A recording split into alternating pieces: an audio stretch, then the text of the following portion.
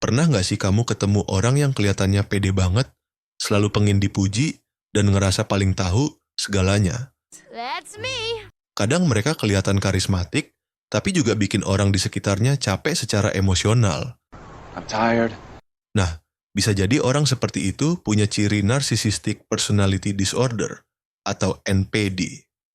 Tapi sebelum buru-buru ngejudge, sebenarnya di balik kepribadian kayak gini, ada sisi psikologis yang dalam dan seringkali menyakitkan.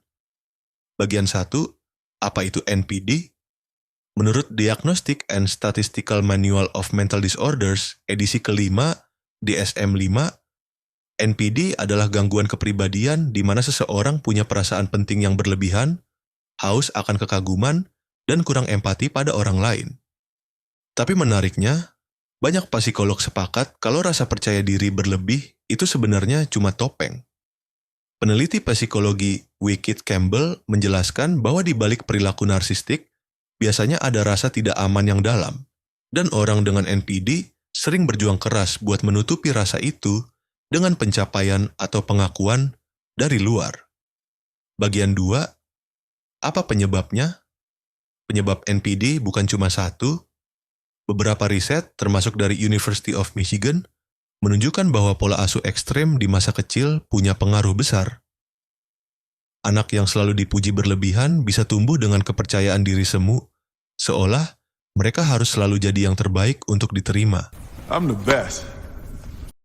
Sebaliknya, anak yang sering dikritik atau diabaikan secara emosional bisa membangun dinding narsistik sebagai bentuk perlindungan dari rasa sakit dan penolakan.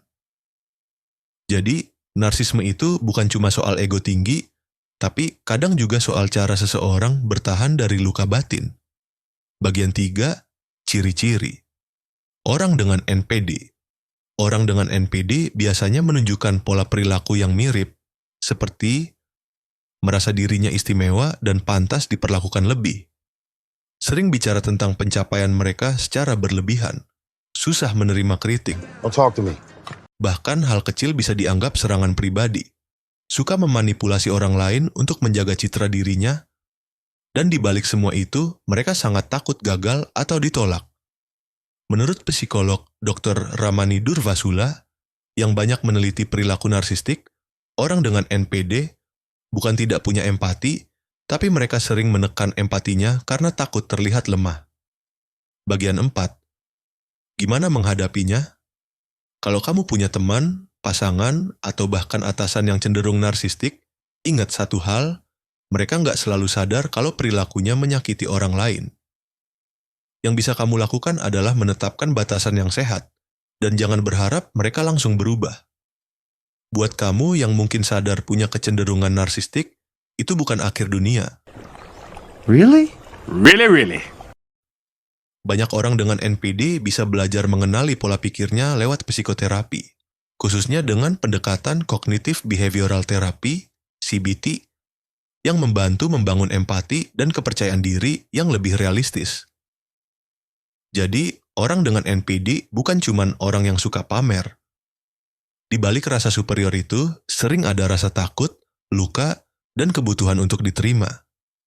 Kalau kamu suka bahasan psikologi yang ngebuka cara pandang kayak gini, jangan lupa buat like, share, dan subscribe.